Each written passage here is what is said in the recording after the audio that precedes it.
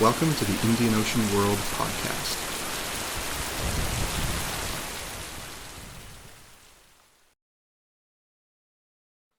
Hello and welcome to the Indian Ocean World podcast. My name is Philip Gooding. I'm a postdoctoral fellow at the Indian Ocean World Centre at McGill University in Montreal, Canada. I am joined today by Dr. Nuno Grancho, a postdoctoral researcher and Marie Sklodowska-Curie Fellow at the University of Copenhagen in Denmark, who since 2021 has also been teaching at the School of Architecture at the Institute of Architecture and Design in the Royal Danish Academy of Architecture, Design and Conservation in the same city. He holds a PhD in Architecture and Urbanism from the University of Coimbra in Portugal. He is an architect, an urban planner, and an architectural historian and theorist who works at the intersection of architecture, planning, material culture, and colonial practices and its relationship with the transatlantic world and post-colonial Asia from the early 16th century up to the present day. His research examines how architectures and cities of struggle have shaped the modernity of South Asia. His research projects are focused on questions of human and material agency, the epistemology and geopolitics of architecture and urbanism as a technique of social intervention. Today, we are going to discuss his past and ongoing research into the history of Diu, a port city in Gujarat, northwestern India, details of which are in the description for this podcast. Dr. Grancho, thank you very much for agreeing to record this podcast. To start off, could you just introduce your research into the port city of Diu? What brought you to the study of this city? In what ways does its history stand out from other nearby cities, some of which whose histories are somewhat better known, such as Goa, Mumbai, or Surat? And in what ways does the history of Diu inform us about the history of wider regions, be that Gujarat, India, or the Indian Ocean world? Hello, Philip. First of all, I would like to express my gratitude to the Indian Ocean World Centre from the McGill University of Montreal, to Professor Gwyn Campbell, and to you, Philip, for this possibility to participate in this podcast. My research, and also what brought me to the study of the city of Diu in Gujarat, western coast of India, were questions very simple, such as what is the colonial city in India like? What is Diu in European spatial colonial culture in general, and in Portuguese spatial colonial culture in particular? Or how was the apparatus of urban space, architectural form and representation worked in ways unseen by its actors, and how was this apparatus biased at the Portuguese colonial empire? I think my research was a contribution that explored the process of knowledge production, the construction of identity, and the creation of political meaning in and about the European colonial city in South Asia, by recognizing the conditions of colonialism that produced in Diu the Portuguese colonial city as a modern artifact. The question of identity resided at the core of my research, understood as description, narration, as well as representation of the European colonial city in India, weaving together history and theory of architecture and urbanism, and history of thought and culture, in what seek to be a contribution to the study of imperialism, colonialism, modernity, and of the Portuguese and or Catholic colonial city in India. My research highlighted, for example, the complex relationship between the Portuguese sovereignty and statecraft and its colonial project in Diu, and re-examined the spatial culture and social practice in the city from the early 16th century until the mid-20th century. Therefore, from 1514 until 1961, when the annexation happened, through the lens of history and theory of architecture and urbanism. Overall, what was analyzed is a scenario of continued layered sovereignty through this period in an imperial and continental border place, in which transnational connections inform the apparatus of architectural and urban form, space, and representation, in ways that were underway from the vantage point of an urban polity that was never entirely colonized. Taking as the primary object of analysis the architecture and the overall colonial city, But extending this to the reading of the related public and domestic spaces, my research demonstrated the complex nature of overlap between spatial and functional categories in the colonial context. I argue that never was a place like Diu in the history of European colonial presence in India, in the history of European colonial identity in India, and foremost in the history of the European colonial city in India. In what ways does its history stand out? Does the history of Diu stand out from other cities like Goa, Mumbai, or Surat? And in what ways does the history of Diu inform us about the wider regions, be that Gujarat, India, or the Indian Ocean world? Diu was a Portuguese colonial territory, island and city under Portuguese rule in Gujarat. Portuguese colonial urban settlements in India, except disappeared Old Goa and Diu, were characterized by three spatially distinct entities. First, the fortress inhabited by Europeans, then the non-edificant area, esplanade, and the Catholic settlement surrounded by a wall and inhabited by European and native Catholics. From a distance to the settlement inhabited by non-Christians, the so-called the Cima, constructing with a former called the Baixo. In Diu, the settlements of non-Christian religions was under colonial rule.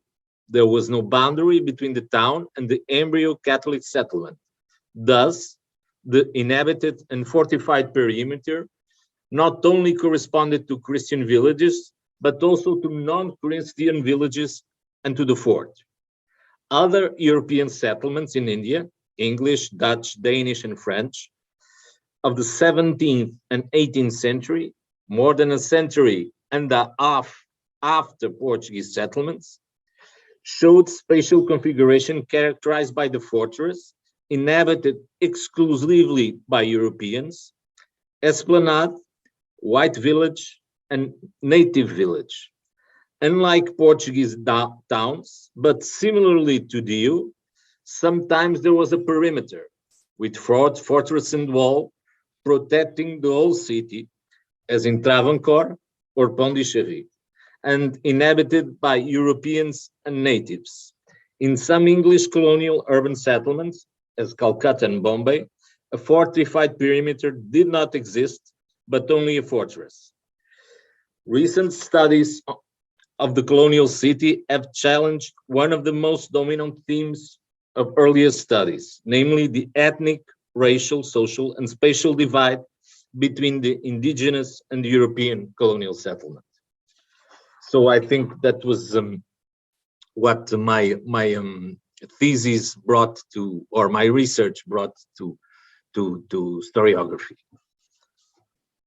Excellent. It's absolutely fascinating. One of the things you mentioned there in passing was that Diu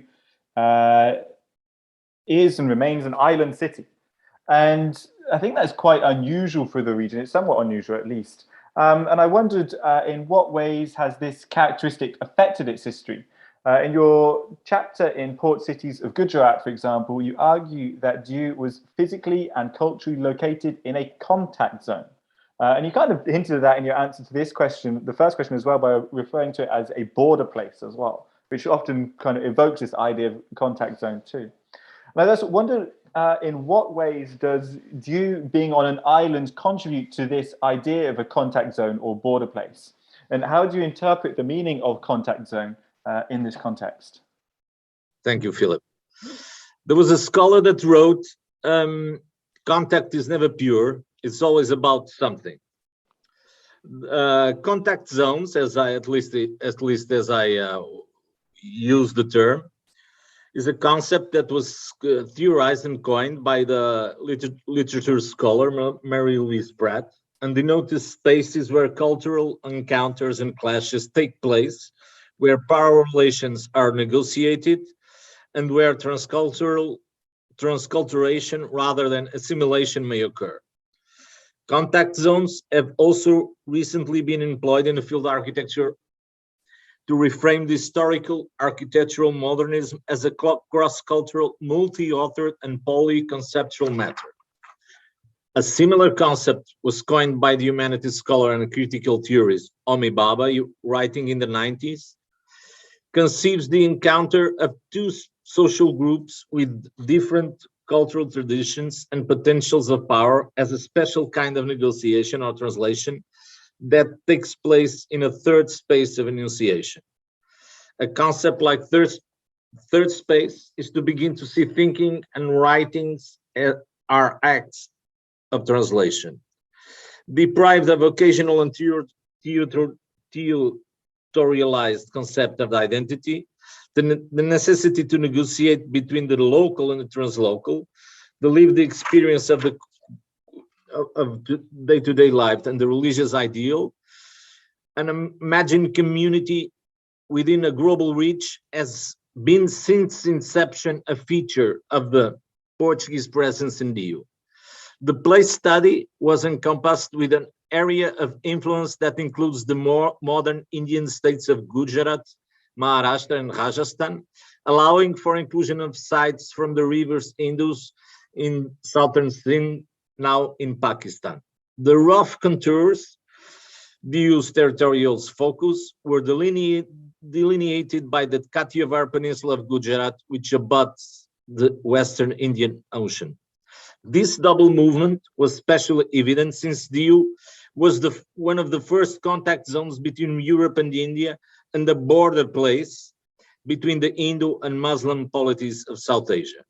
Therefore, the notion of contact zones assumes a unity of identity and purpose among the Arab emirs of Morsha in the 16th and 17th century, their Arabized Persian contemporaries in Afghanistan, the Mughals who expanded their domains as far east as the Indus valleys, up to the banks of the Sabarmati River, and finally reaching the EU. That's why I use the term contact zones in my as a conceptual approach to my studies. Excellent. So one thing that pervades all of this is, I suppose, the question of Portuguese influence as well. Is one of the key influences within that context. So, and I wondered, what does the history of Diu specifically tell us about Portuguese influence in the early modern Indian Ocean world? I think revisionist approaches pioneered since the 1980s, for example, by Michael Pearson, have sought to, I suppose, minimize Portugal's influence on broader affairs transcending the ocean. Subsequently, scholars, including Bryn Campbell, who we've referenced earlier, have even questioned the applicability of the term early modern to Indian Ocean world history, arguing that it imposes European temporal paradigms on the macro region, that was not bound by such rhythms. Where does Diu fit into this interpretation of history? And how does your work speak to it? The Indian Ocean was a rapidly developing trading zone in the early modern period, a process that had nothing to do with the arrival of the first European ships in Asia. The expansion of the Asian, and especially the Indian, trading sector must seek its explanation in a growing population. Asia's population grew from around 200 million in 1500s to well over 300 million in 1615. Although the figures are uncertain, the growth was evident and it provided the conditions for increased commercialization and the intensification of networks and routes linking important trading cities. In various Asian regions, the production of goods was specialized because there were good outlets in distant markets. In long-distance maritime trade, the Indian subcontinent, by virtue of its geographical location and production of easily marketable cotton products, occupied a central position in the exchange of goods between China in the east and the Arabian Peninsula in the west, the two extremes of the trade zone. Long-distance trade in the Indian Ocean was divided during the 13th century into three natural zones. The first covering the Arabian Sea and including trade routes linking the Red Sea, the Persian Gulf, and East African trading towns like Kilwa of Tanzania, with Gujarat and the Malabar coast of India's west coast.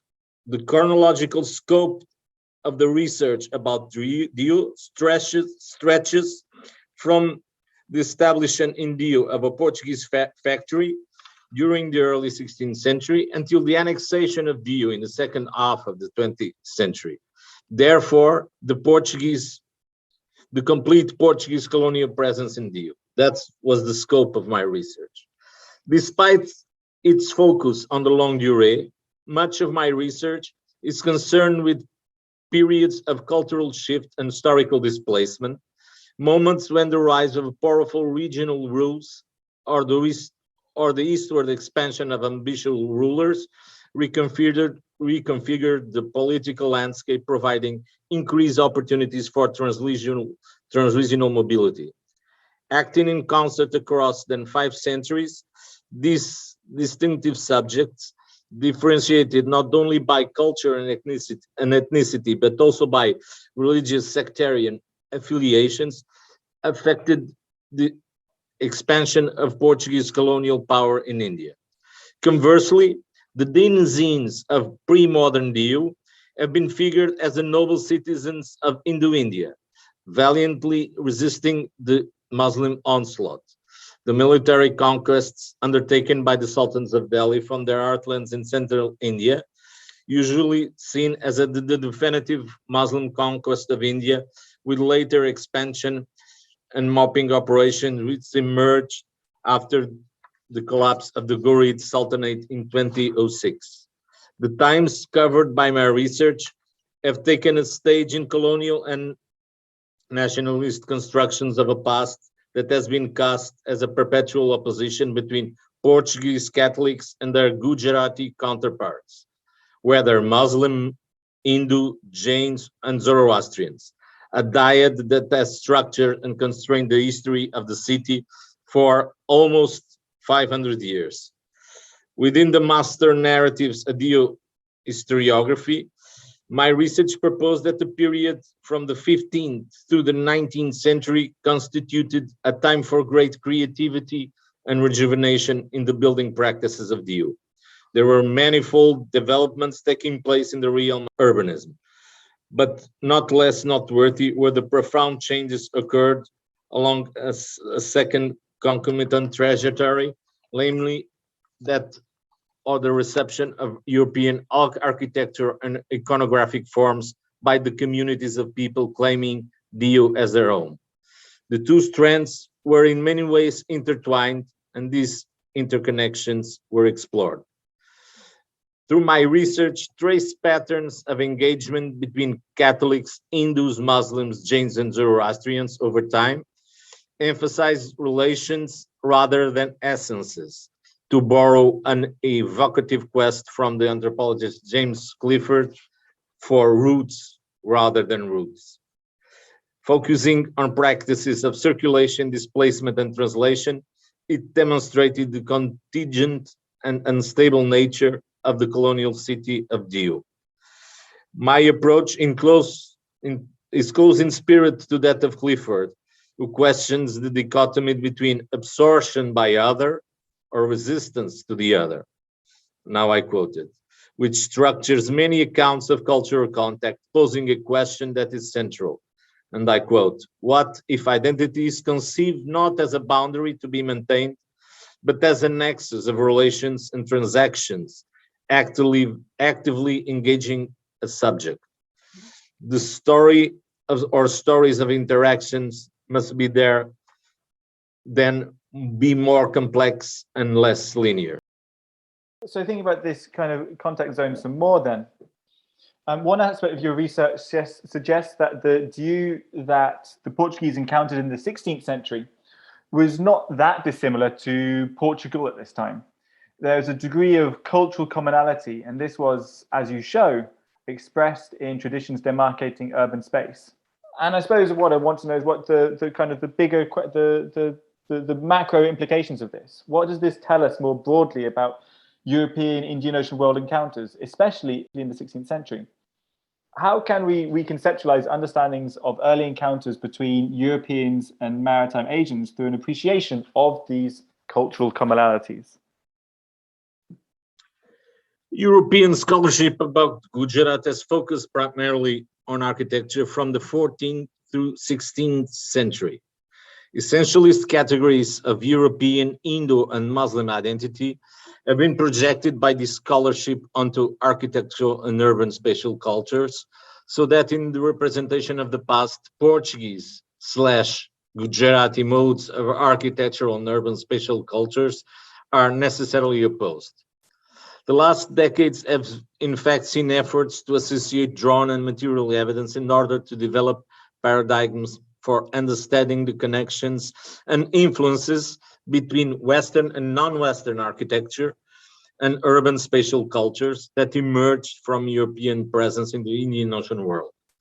These have demonstrated that the existence of commonalities and homologies between the architecture and urban spatial cultures of elites was often central to the operation of a cultural hermeneutic, in which architecture and urbanism were deeply implicated.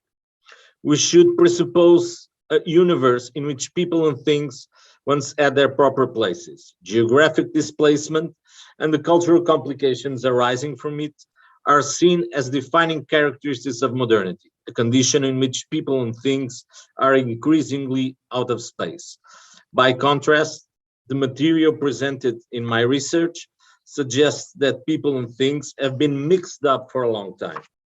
Rarely, namely that or the reception of European architectural and iconographic forms by the communities of people claiming of Dio as their own, and conforming to the boundaries imposed by them by modern anthropologists and historians, rejecting any notion of a prelapsarian time when people knew their place, and emphasizing the remarkable mobility of pre-modern subjects and objects, and considering the nature and effects of this mobility on the identities of both European and Gujarat. Shaped by colonial and post-colonial displacements, global capital, technological innovation, the patterns and scale of modern mobility are quite different from those that mark pre-modern societies, in which populations were smaller and mobility was generally associated with specific socio-economic groups.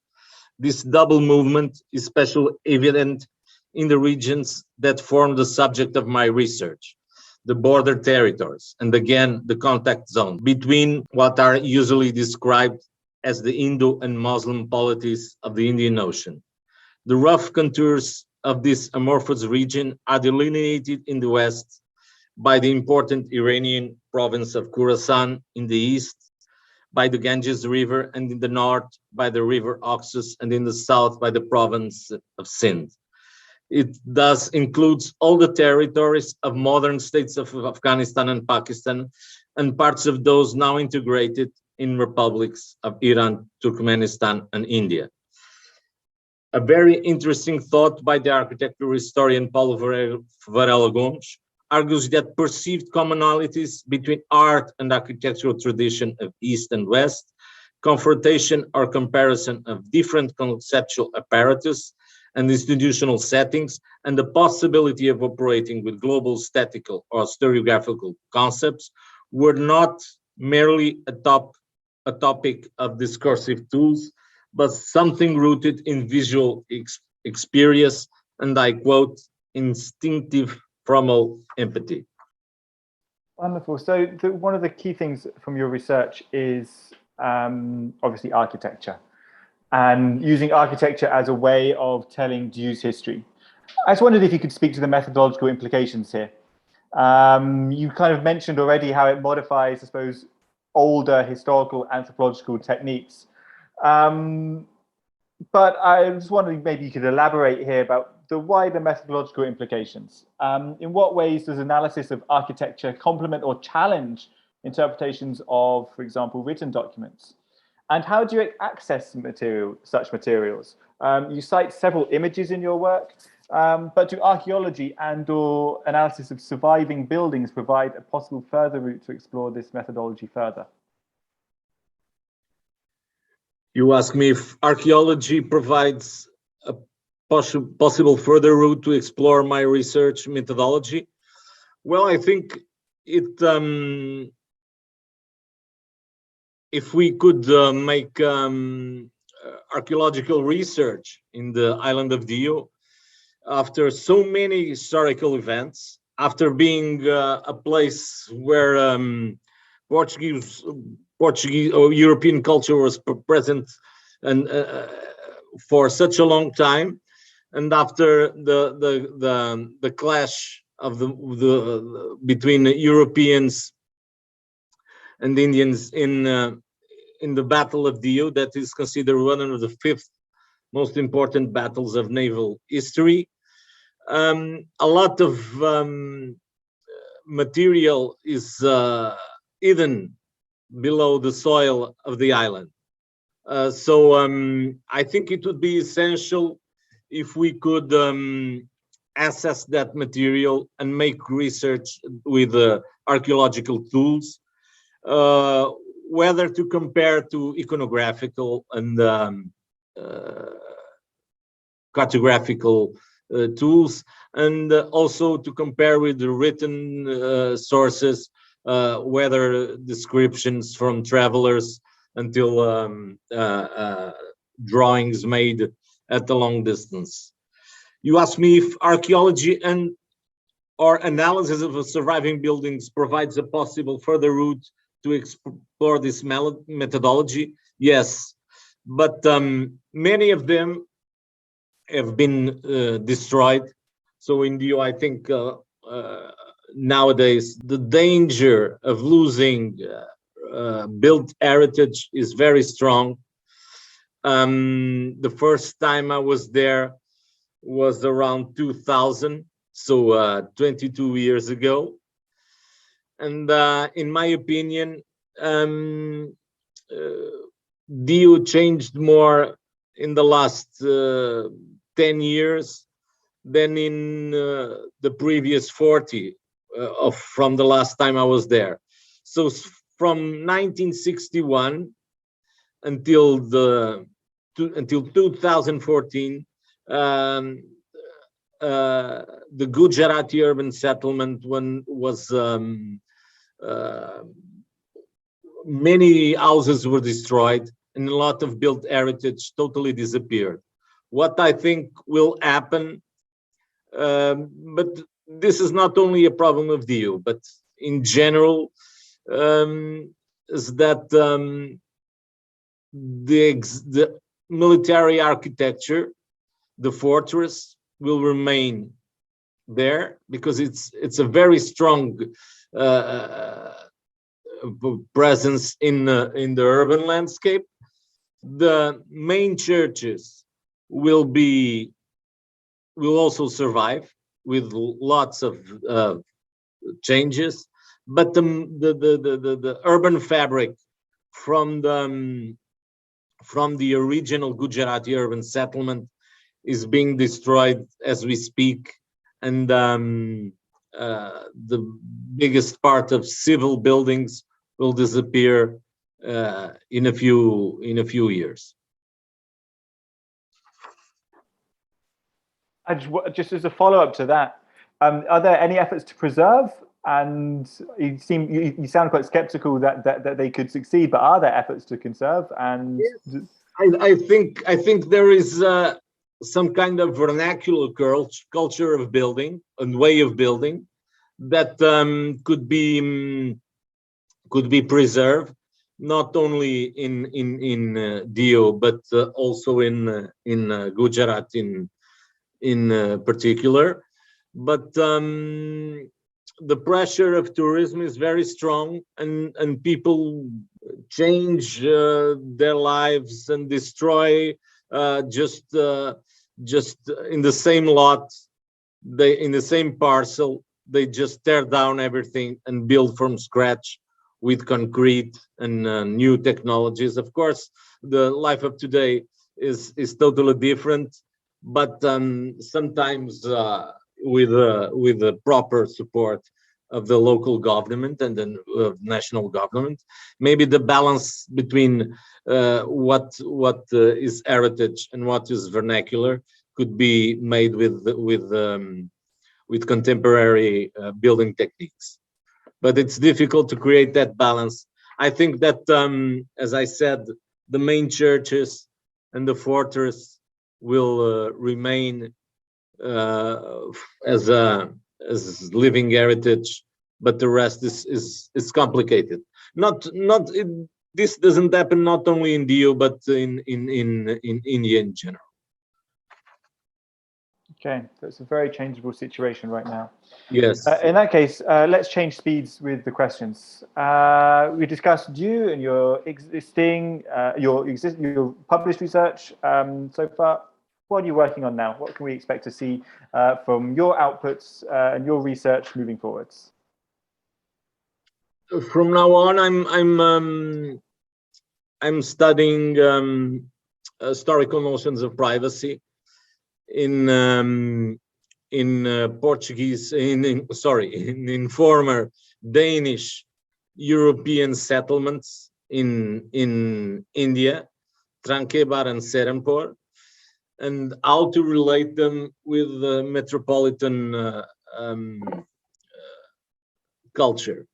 Therefore, with the Copenhagen and Altona, which was a former port city in Europe at that time. Now it's a suburb of Hamburg, and with the Copenhagen, the capital. And I'm doing this study of historical notions of privacy at the Center for Privacy Studies at the University of Copenhagen. And what I seek to address is to understand how people and communities related with each other and with the material culture, in order to understand how this concept of privacy changed after cross-cultural contact. So I will develop my research between Denmark, India, and Germany, relating these 4 contemporary case studies of Copenhagen, Altona, Tranquebar, and Serampore. Tranquebar in the Malabar coast, and Serampore in the Ugly Basin River. That sounds absolutely fascinating, and I really look forward to hearing how that develops in the future and reading about it as well. That now closes this podcast. Dr. Nuno Grancho, thank you very much again for agreeing to this podcast and for your responses to my questions. For those listeners who want to read more about the history of DU, I will post links to Dr. Grancho's work in the description for this podcast. Thank you also to René Mandeville, who will produce it. And thank you to you, the listener, for listening. Once again, my name is Philip Gooding, and you have been listening to the Indian Ocean World podcast. Thank you very much, Philip. And thank you very much for the Indian Ocean World Center for giving me this possibility to talk a little bit about things that I like so much. Wonderful. Thank you.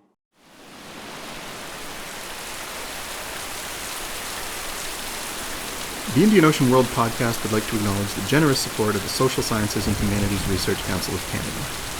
This podcast series is part of the SSHRC-funded partnership project Appraising Risk, Past and Present, interrogating historical data to enhance understanding of environmental crises in the Indian Ocean world.